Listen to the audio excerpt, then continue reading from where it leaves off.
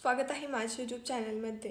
तर आजच्या व्हिडिओमध्ये आपण बॉटनेक ब्लाउजची खूपच सुंदर अशी डिझाइन बनवणार आहोत। तर हा व्हिडिओ तुम्ही स्किप न करता शेवटपर्यंत नक्की बघा। तर हे बघा, इथे मी बॅक पार्ट कट करून घेतलेला आहे। तर त्याची मेजरमेंट्स मी तुम्हाला सांगते। तर हा 34 साइजचा बॅक पार्ट आहे। त्यामध्ये मी 1.5 इंच मार्जिन घेतलेला आहे। तर असं टोटल 10 ची घडी घेतलेली आहे। उंची होती याची 13.5। तर त्यामध्ये 1 इंच मार्जिन असं टोटल 14.5 ला मार्किंग करून घेतलेला आहे। गळा होता इथे 10.5चा। तर इथे 10.5 ला गळ्याचा आकार देऊन घेतलेला आहे। मोंढा आणि शोल्डर हे बॉडीवरून मोजून घेतल्यावरती 14 आलं होतं। तर त्याचं निम्म करून टाकलेलं आहे। शोल्डर 7 आणि मोंढा पण 7च घ्यायचा असतो। बॉटनेक ब्लाउजमध्ये हा इम्पॉर्टंट पॉइंट आहे, शोल्डर आणि मोंढा सेम घ्यायचा। तर इथे गळा रुंदी घेतलेली आहे मी 4.25 ची आणि वरच्या गळ्याची जी उंची आहे ती इथे मी 3.25 घेतली आहे। मध्ये अर्धा इंचाचा गॅप ठेवलेला आहे आणि खाली अजून एक चौकोन बनवून घेतलेला आहे 6 इंचाचा। तर इथे मध्ये मी 2.5 इंचच घेतलेला आहे, जास्त घेतलेलं नाही आहे, कारण की इथला जो गळा आहे तो मला खूप ब्रॉड नको आहे। तर इथे मी 2.5 इंच घेतलेला आहे आणि अशा पद्धतीने पानाचा आकार देऊन घेतलेला आहे। तर इथून स्टिच करताना आपण अशा पद्धतीने स्टिच करून घेणार आहोत आणि मधून कट करून इथे नॉट्स लावणार आहोत। तर बघा, इथे इम्पॉर्टंट पॉइंट, शोल्डर हे असं डाऊन करायचं असतं मुंड्याच्या साईडने बॉटनेक ब्लाउजमध्ये। तर इथे मी साधारणतः 3 लाईन एवढं शोल्डर डाऊन केलेलं आहे। पद्धतीने बॅक पार्ट मी ड्रॉ करून घेतलेला आहे। तर आता हा गळा आणि हा गळा आपण स्टिच करून घेणार आहोत। तर त्या अगोदर आपण याला कट करून घेणार आहोत। तर बघा, अगदी व्यवस्थितपणे जसं आखलाय त्याच पद्धतीने कटिंग करून घ्यायची आहे।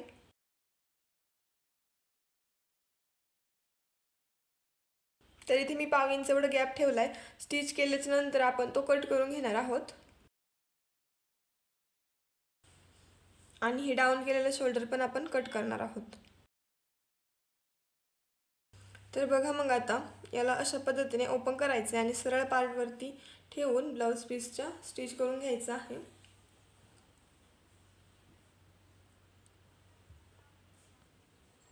तर हे असं इथपर्यंत, हे बघा असं इथपर्यंत घ्यायचं। इथं कोना आहे ना, तो अशा पद्धतीने इथे स्टिच करून घ्यायचं आहे। मध्ये थोडंसं अंतर ठेवायचं आहे, आपल्याला कट करायचं आहे त्यासाठी, आणि पुढे कंटिन्यू करायचं आहे। मी तुम्हाला स्टिच करून दाखवते त्या पद्धतीने। तर याला आपण पिना लावून व्यवस्थित लॉक करून घेऊयात, म्हणजे ते शिवताना हलणार नाही।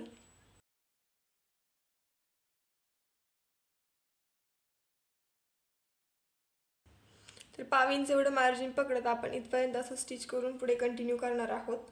तर इथे थोडंसं गॅप ठेवायचं आहे आपल्याला कट करण्यासाठी आणि इथं असं कोना बनवून घेणार आहोत आपण आणि मग पुढे कंटिन्यू करणार आहोत। या अशा पद्धतीने मध्ये थोडा गॅप ठेवायचा आहे।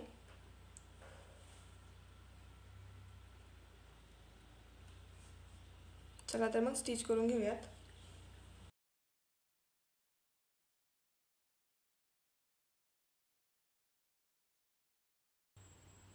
जिथे आपल्याला कोना बनवायचा आहे तिथे सुई खाली ठेवायची आहे आणि मग फिरवून घ्यायचं आहे, जेणेकरून तो व्यवस्थित स्टिच होतो। आणि मार्जिन सेमच पकडायचं आहे, म्हणजे हा जो शेप आहे तो व्यवस्थित दोन्ही साईडने सारखाच रेडी होईल। तर बघा, इथे मी सुई खाली ठेवलेली आहे आणि आता पुढे याला कंटिन्यू करणार आहे।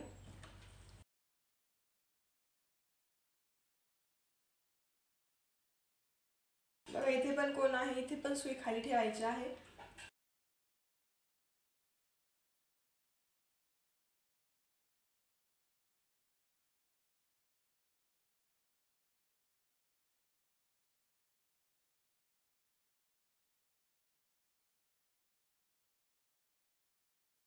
तर बघा, इथे मी सेम मार्जिन पकडत स्टिच करून घेतलंय सगळीकडे। इथे मध्ये थोडासा गॅप ठेवलाय बघा कट करण्यासाठी। तर याला आता आपण कट करून घेऊयात।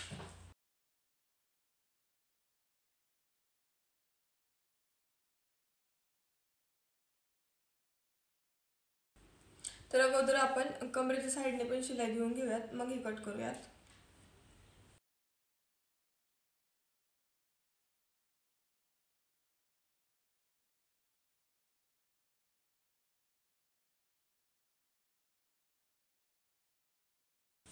तर बघा, इथे कमरेच्या साईडचं जे एक्स्ट्राचं कापड होतं ते मी कट करून घेतलंय।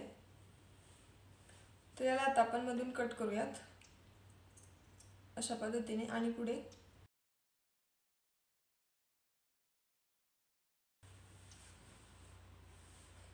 तर याला आता आपण छोटे छोटे कट्स देऊन घेणार आहोत। तर बघा अशा पद्धतीने सेंटरवरती एक कट आणि कडेकडेने तिरके असे छोटे छोटे कट्स देऊन घ्यायचे थोड्या थोड्या अंतरावरती इथे पण, म्हणजे गळा व्यवस्थित पलटी होतो।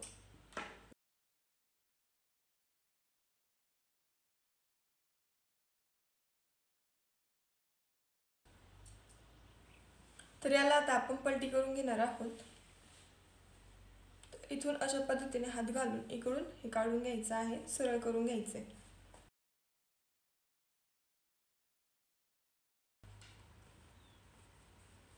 इथला जो शेप आहे तो आपल्याला व्यवस्थित काढून घ्यायचा आहे बोटाने।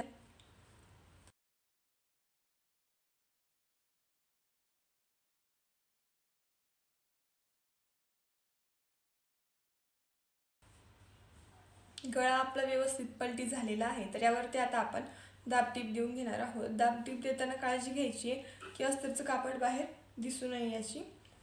अस्तरचं कापड बाहेर दिसल्यावरती फिनिशिंग खूप खराब वाटते ती। तर एकदम व्यवस्थित कडेकडेने यावरती दाब शिलाई देऊन घ्यायची आहे, ठीक आहे।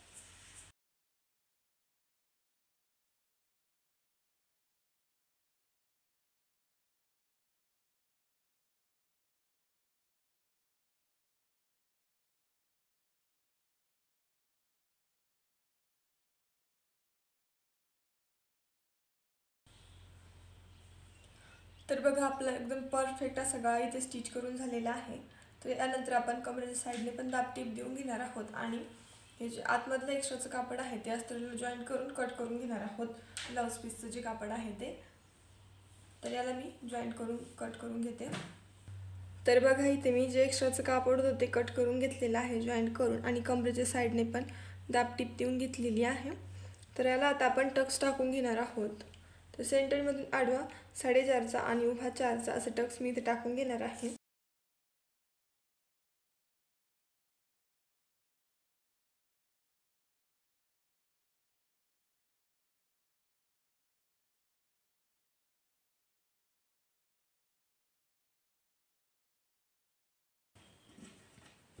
तर बघा इथे दोन्ही पण टक्स व्यवस्थित टाकून झालेले आहेत।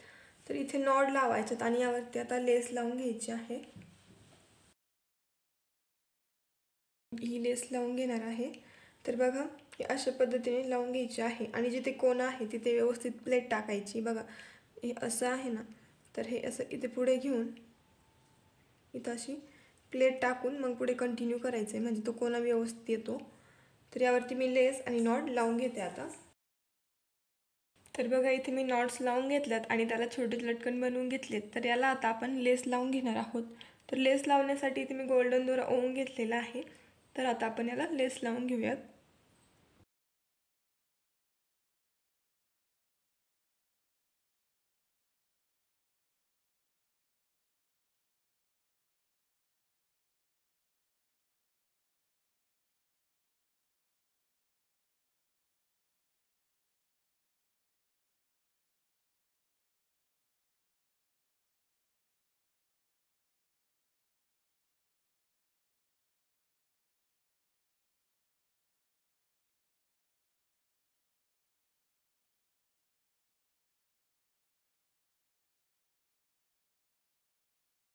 इथे अशा पद्धतीने मी लेस लावून घेतलेली आहे।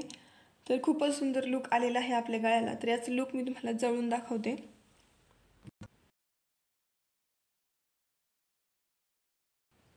तर तुम्हाला आजचा हा व्हिडिओ कसा वाटला हे कमेंट्स करून नक्की कळवा। बॉटनेक ब्लाऊज स्टिच करण्याची पद्धत कशी वाटली हे कमेंट्स करून नक्की सांगा। आणि जर तुम्ही चॅनलवरती नवीन असाल तर चॅनलला सबस्क्राईब करायला अजिबात विसरू नका। तर भेटूयात अशा छानशा नवीन व्हिडिओमध्ये। तोपर्यंत स्वतःची काळजी घ्या। थँक्यू।